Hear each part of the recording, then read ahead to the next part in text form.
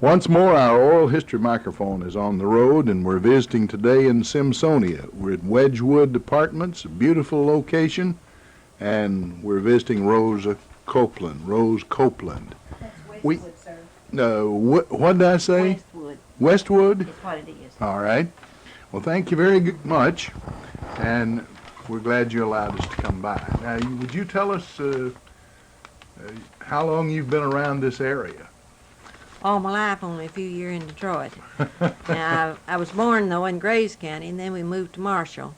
And I've lived there all my life till I come down here the And 7th of you December, retired. 4 years ago. Been retired for 19 years last August. Now, who were you before you married? Smith, Titus and Ella Smith's daughter.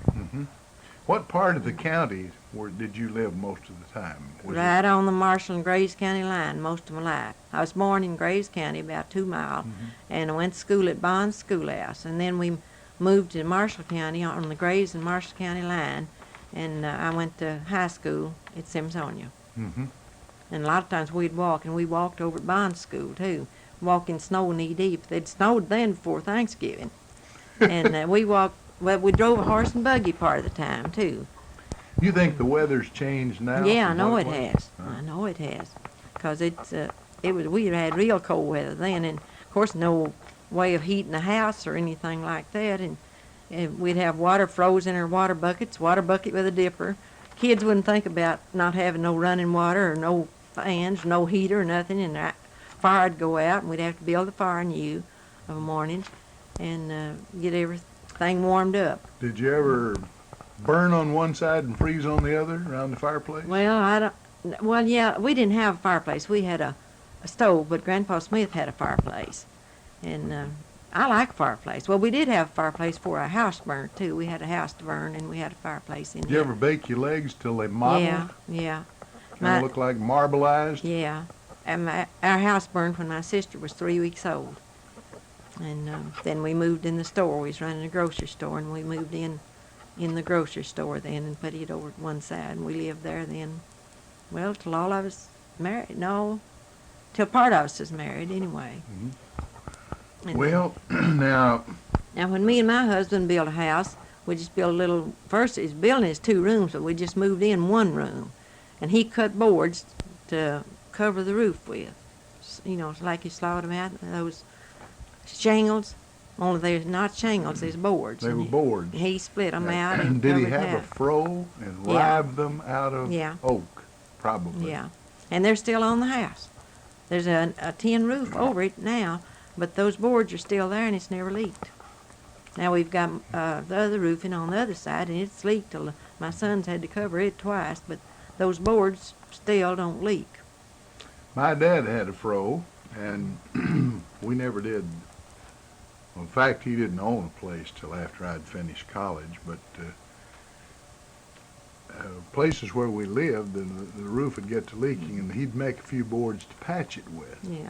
So Well, I've see- seen him make boards. See, my husband's daddy run a sawmill up at Dr. Woodall's, and he dealt in all that stuff all the time anyway, and he wasn't but about, let's see,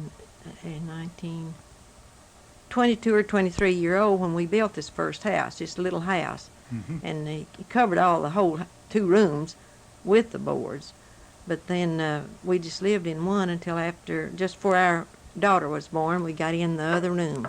Tell us about some of the schools you attended and who's. Just Bond School and Simpsonia. And then I went to Drawn's Business College. I took Well, now, complete. what was this picture you had over here with Now, Margaret that's my- Heath's picture? That's my husband, George Copeland. He was Lease Copeland's son, and he had a sawmill and then he had a grist mill. And Now, that there's- sure that- resembles Margaret Heath. That's the old Oak Level School. Charlie, what's his name? Charles, lives in the schoolhouse up there now. Charles Wilson bought the schoolhouse and he lives in it now. He's redone it and everything, but this is, Can you the name kids. some of those other people? yeah, now there's Kenny Jarvis, and that's Waco Aran, I believe. Waco A-Rat. Well, I went to believe that's college him. with him at Murray State. And there's Martha Fisk, and she's dead. And that's Sammy Schimmel. And there's Helen Carper, married, well, she works for a doctor at Benton now. She married, I can't think of his name either. I can't think of anything anymore. And this is one of the Gatlin boys. And this is Pete Fisk, and that's Stewart, my husband. And this is a Bell girl. And then I don't know some of these smaller And that's ones. almost I'm sure that's Margaret Heath. She is his teacher, and I'm sure that's who that is. And this is one of the Schimmel girls, Carlene. And I don't know if any of these. This is Clementine Schimmel, Uncle Charlie Schimmel. Yes. He married Mama's sister Alice. She was a Starks. And Well, now you were telling me a while ago about some of your relatives at Hardin, and I remember Byron Johnson, who Yeah. was a railway mail clerk and the father of Carl and Bernard and Agnes. Agnes. Now, how were they related to you? Their mother is my mother's sister. Now, and my mother, her daddy died when she was about 8 years old, and Uncle Butler was about 4. Uncle Butler's the youngest, and Mama's next. Now, that's Butler Starks. And Aunt Tiny was next, and then Aunt Alice. And then the Aunt Lennis and Aunt Addie. There was twins in there, Addie and Ada, and Aunt Lennis was one of them. And Uncle George Bonger married 2 of the girls, married Aunt Lennis, and I think she's the one died in 2 months after they married. And then he married one of the twins, and they had Johnny and Charlie Bongert. And then Hurley Bongert is just like our own cousin does, but he was a half brother to them. He's up at Fairhaven Yeah. in Benton now. I visit him every now and then. And then his Aunt brother Charlie is in Murray Rotary Club. I see him well, every see, Thursday. he was on this farm thing. He was We an used to see him agricultural yeah, we saw him specialist. a lot. And then another one of Mama's brothers was her younger brother was Philip Starks, and he died. I don't know just how young, but he had 3 children: Grace and Edith and Hillard. And Hillard's dead, and Grace is dead. Well, they're all dead now. And then Aunt Sari, well, Uncle Brack is one of Mama's brothers, and Aunt Sari married a Roberts, and Eugenia Roberts was her daughter, and she's the same age as Mama. And then she married Uncle E. Threed. That was 2 of his sons was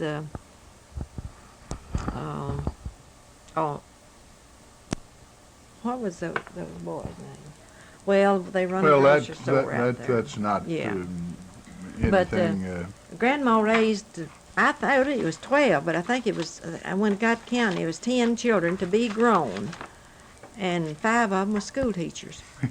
So it was pretty good, but her husband died when they was, she worked on a farm, Well, she raised them on a farm. I remember Mr. Johnson real well.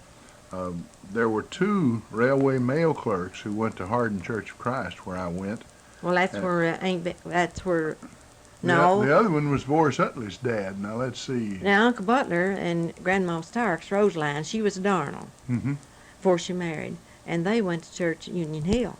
Yes, And Aunt Bessie. wasn't very far away. I just talked to Boris this afternoon. He was showing me a picture with about a 1915 Model T Ford on Yeah. it, parked in front of the old Hardin Bank. We used to go up to Grandma Starks's in an old surrey or in a wagon, and then finally we got a T model, and we'd drive it, and it was that hill there by Hurley Bonger's, real steep, and we'd have to push a little bit, and then put rocks behind it, and then push a little more. And I know one time, it was a lot later than that. We was kids then, couldn't drive, but after we got to where we could drive, Jeannie, and that's my sister, and a cousin of ours, Clementine Schimmel. Charlie Schimmel and Alice Schimmel's daughter. And we drove this T model up there, and we had 21 flat tires going to and from there. And of course, you couldn't change wheels. You had to take them off and fix them. Yeah. We thought we had the biggest time there was that day. 21 flat tires. And we got out and changed every one of them and fixed them. Well, Boris Utley told me a story once. Of course, I thought they were the wealthiest people in the world back then. But they had gotten a car fairly early, and they were visiting a relative in Hopkinsville. And he said his dad prepared very well. He had 4 almost new tires on the car, and he bought 2 new ones and took along as spares. Before they got back, they had to buy another tire. They'd worn out so many tires and We blown didn't have them no out. place to buy any. There wasn't nowhere to sell anything on the road. You run out of gas, you was out. And Daddy used to, when they first married, now that was when I was a baby, he would drive cattle from up around there, and he had an big old shepherd dog, white and black, and they called him Caesar. And he'd drive these cattle down Wadesboro Road, the old Wadesboro Road, with that dog, and it was, Now, yeah, he got back with several, to have a big bunch of them, too, and drive, when I because he was dealt in kid, cattle. I thought Hardin was a giant town. There were 2 big stores there. Well, Grandma Starks lived out from Hardin, about 4 miles. Did you ever Yeah. get to go to town and see the train come by and all that kind of stuff? Well, I don't remember too much about trains and things, but see, we was living down here when I was raised down in this way. We just go to Grandma Starks just to see her. But we'd go to Paducah because Daddy peddled a lot, and we'd go to Paducah, and then I had a Uncle Marvin Estes used to take all of us in a wagon, and Were we'd there go and stay all streetcars in night. Paducah then? Yeah, on trolley, on a track. Yeah, I bet And you I remember thought that riding was them. something. Yeah, I remember riding them. But if we went, we had to either leave about 12 o'clock of a night and then take all day to go. And a lot of times it'd be dark coming home, but if we stayed very long, we'd stay in town or Was something. that the roads were muddy and Oh, yeah. And after I went to work, well, there was holes in the gravel road up here, and we had one place we'd have to leave a car on one side of the road and one on the other. That was after we was driving cars, go about 25 or 30 mile an hour, and we'd have to wade across that mud and get in the other car to go on. I started working at Priester's Hosier Mill to 10 cents an hour, and I was there during the flood and helped take care of when we went back in, all the Now that- hose and stocks. And that everything. wasn't a very pleasant job It going wasn't- back where It wasn't at all. It's mud up everywhere. But when my oldest girl was, I just have 2 children, a boy and a girl, and when she was born, she was born in 1940, and my husband was working then cutting wood for 50 cents an hour. And people would say, well, the good old days you could buy so much more. Well, flour was 50 cents a bag, so wouldn't nobody give a day's work for a bag of flour right now. Oh, when you put it in those terms, Yeah. it doesn't sound so good, No, does it? it sure don't. And then when I'm in a day, he worked for 50 cents a day, and didn't work every day then, 2 or 3 days a week. But that is all you could do. You couldn't find no work. He worked 50 cents a day when she was born. And I know when she was born, I think the doctor bill was $15. And then when my son was born 2 years later, it was 25. This Dr. Brewer that delivered so many babies delivered him. Mhm. And of course they was both born at home and everything. You didn't go to the hospital unless you was dying, no matter what. No. Didn't think about going for the childbirth or anything. And Well, those are really interesting stories. and now my Grandma my Grandma Smith, they had one of these big vats that they saved all their ashes out of the fireplace and everything. They and got made the their lye. own lye? Made their own soap, and then they had a spinning wheel, and they made their own spinning of cotton. I mean, and I helped them. I learned how to use the spinning wheel. There were 2 of those, a big one and a little one. Now, one made cotton and And the one other made wool. wool. Yeah, I don't know about the wool one, but this is a cotton. And I learned to spin on that and make the thread. And I used to have some cotton bats, some things to make the bats with. And you'd use them for quilts or else. Called them cards, Yeah. didn't they? I sold some at my auction 2 years ago. And I think I've still got some here for I want the grandkids to use. And well, one of my grandkids learned how to fix the cotton. And they can make bats, or they'd make the rolls, the little round rolls, and you stack them up to make your thread with. And then you spin the thread. And then I've got some crocheted things that's crocheted out of that thread. Yeah. And then we we made the soap, and I've made it Now too. here, she's given me a little piece of Mary War lye soap right here. That's not a very, that is made inside. I like to make it outside. Now, this wasn't cooked. When we used to make it, we boiled it. But then they get It's the way my mother you get made the it. Mary War lye I've now. stirred it till I'd have given $10 if I'd have had Well, it to the get Mary off. War lye, you don't have to stir it that much. You make it cold. But I made it in the house, and I'd rather make it outside. And so I just made this Sunday evening I don't just know to be if my tried. mother knew that or not, but anyway, she No, cooked that it. didn't come around. No, they didn't do it then. If you used the lye out of the ashes, you had to stir it a long time. And really be careful with it. But then they got so you can make it out of Mary War lye, and I've made a lot of it like that. Churning was another job Yeah, that I had. I milk cows, and I've churned, and I've got a churn now with a dash and lid and everything to Yeah. it. And my grandkids is interested in that, and I've even let them churn. Of course, it wasn't pure milk, and so they couldn't make butter, but they'd churn with the other. Well, if you get cream, you can make a little, but it wasn't like the butter we had then. No, homogenized doesn't work out the way they. And I'd been hunting. I know one time we used to go with Daddy and them hunting possums and things, and one time I shot a possum, shot its eye out, and they couldn't believe it. But I killed all of our hogs with a .22 rifle. You were I a mean, dead-eye dick, weren't you? When we was killing hogs. And I'd help dress them, and I'd help cut the fat off of the entrails, took off all the entrails then and everything. Then you boiled that and made lard. Made lard out of it. Yeah. And cracklings, had crackling bread. And you had a big box, you put your meat in, salted it down. Kids now would think it's ruined, they wouldn't eat a piece of it to save your life. Wash it off and Oh, now they might smoke eat. it. They might eat a country ham.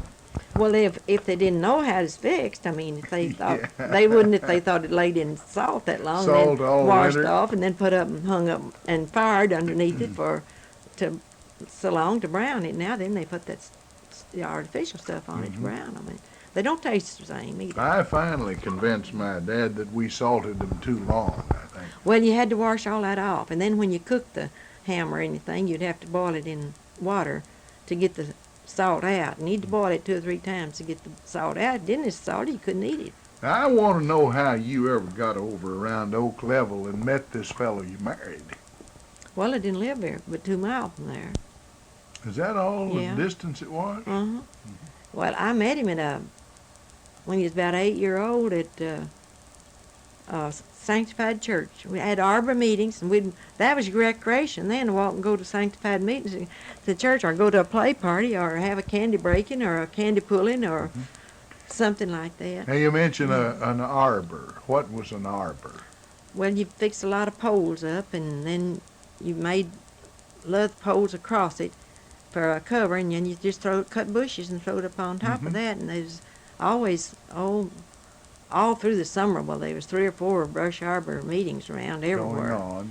and And that everybody'd was- go to them. You And they got had- to see your friends. Put your church anywhere you want, and we'd walk and go to them. We'd walk 10 or 15 miles, and now anybody can't even drive a car 5 miles sometimes to go to church. So you met your husband there. You did not go to school with him. No, he went to Oak Level, and I went to Bonds. Now, when was it you were married? 1932. 37. I graduated from Long high about school in 32. The flood year. You married that year. And Yeah, we married in October, and the flood was January, January. February. But Okay. we married in October. I was a working priestess when we married. Now, you started housekeeping. How much furniture and everything did you have about $10,000 to spend? About $10. Mostly we lived in a little house up there by his daddy's at first, in a little 2-room house, and I don't know. I think now Dorothy, his sister Dorothy Copeland, married Alvin McGregor, and I think that they loaned us a bed, and we used that. And then you had straw beds for your mattress. I mean, not your mattress, to put the mattress on. And then you had feather beds, and I can't stand a feather bed; it's too soft. And feather pillows. But now I've picked geese and everything, so I had feathers for bed and for pillows and everything too. And then what little showers they give. Of course, then they give you a shower, and you was thrilled to death to get one little towel or one tea towel or anything.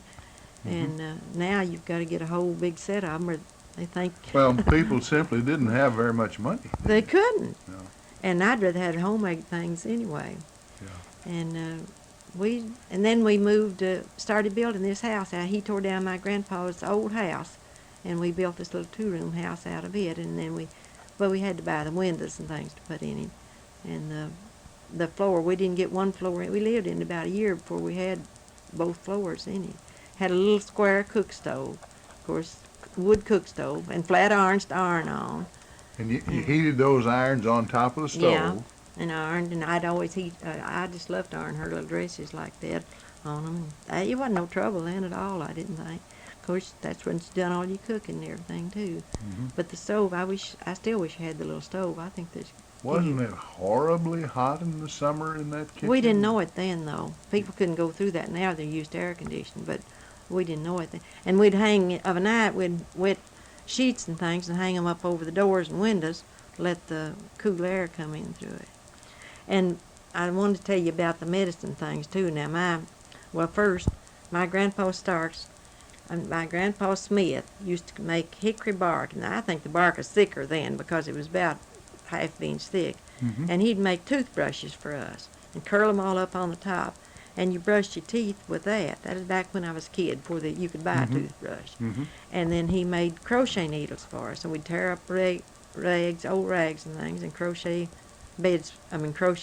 rugs with them. And then I had an aunt that would gather this mullein.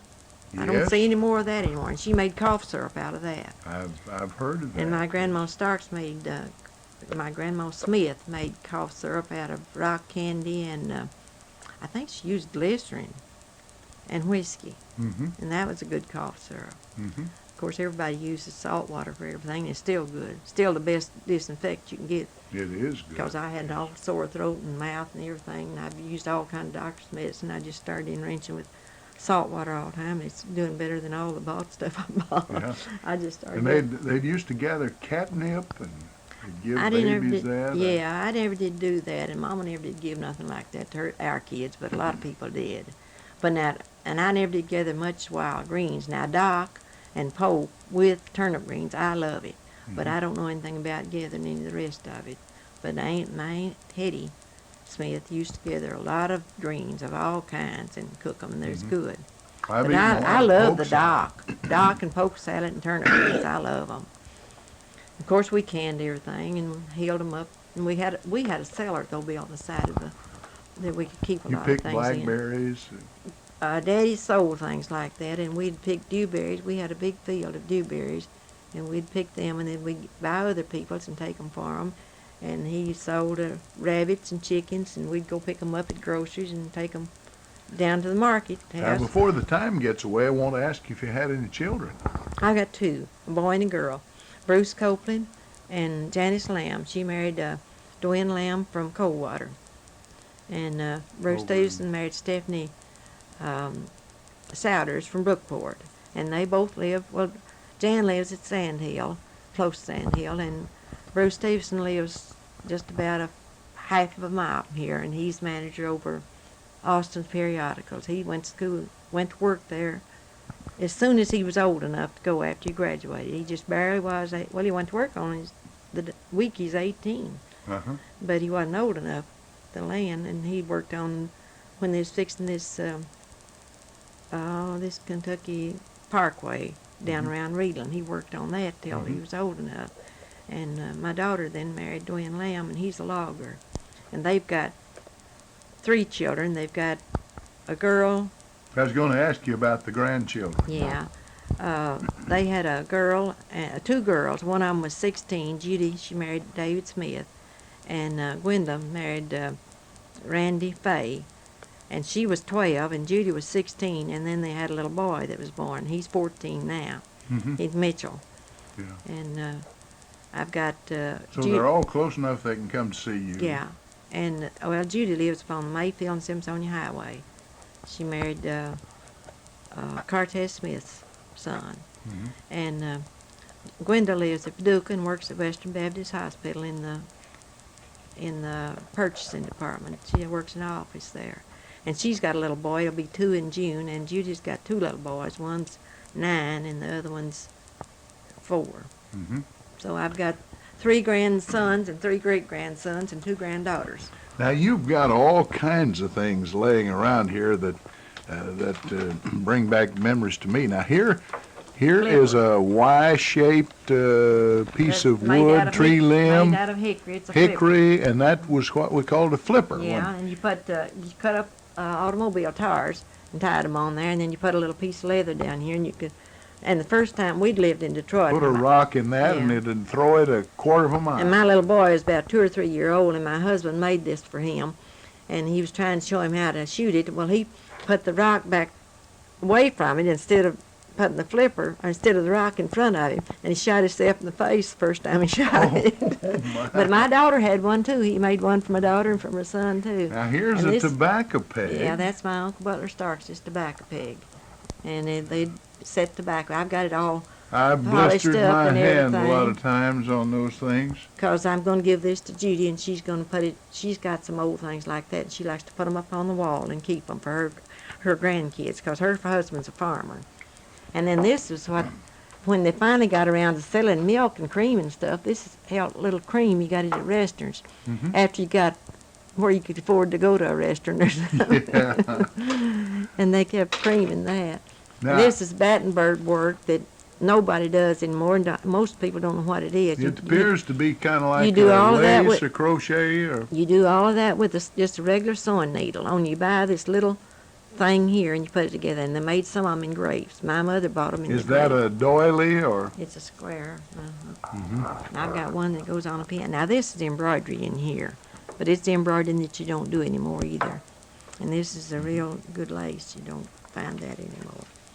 And my husband and Eunice Collier sang over radio back for, well, then about 48 years ago. And this is a bunch of cards that they got. They was the Windjammers. Well, And oh, you've saved those postal oh, yeah. cards I, all I that save time. everything. And that's a My 1 house that cent, I moved out of is full of everything up there. a 1 cent postcard. Yeah. WPAD, North 8th Street, Paducah, Kentucky. Well, now, let's see. Who was it that put up the first radio station down there? Pierce Lackey. Well, his daddy built a homemade cedar chest, and it's got copper bands on it, about 3 inches wide. And I've got it. I bought it at auction, and I want to have that refinished and fixed. My oldest grandson says he wants it. I don't know. He may change his mind, but. Now, one more thing she has here that brings back a lot of Razor memories strap. to me is a razor strap. And I don't know what happened to my. I had the regular razor, and I think my son's got it. Now this. My dad sharpened his razor on it. He also used it on my rear end sometimes. Well, you can sharpen on it real good with them, but my husband shaved with a straight razor for years and years till he got sick. He couldn't, and he finally had to use a electric razor. My daughter got him one because he couldn't. He just have to take it turns. He couldn't even hold one long enough. He was sick for about. Well, really for about 20 years, but about 10 years he wasn't able to do much. In the last 5 years he wasn't able to do anything. You know, we're down to about a minute's time. Now, do you have anything special you'd like Well, to get on here before I don't we... know if they had a whole lot, but I may have forgot it all by now. I think I've done told that. We told about the washing of clothes, and I know everybody knows that anyway. You boil them in a big kettle and everything. And now me and my brother used to put out a farm. Put out a crop. We'd put out corn, and Now I never did haul hay or anything like that, but we'd have haystacks, but half shock fodder. We'd cut our corn before it got ripe, the late Yes. corn, shock it for the cows to have in the wintertime for their green fodder. Mhm. We had that, and of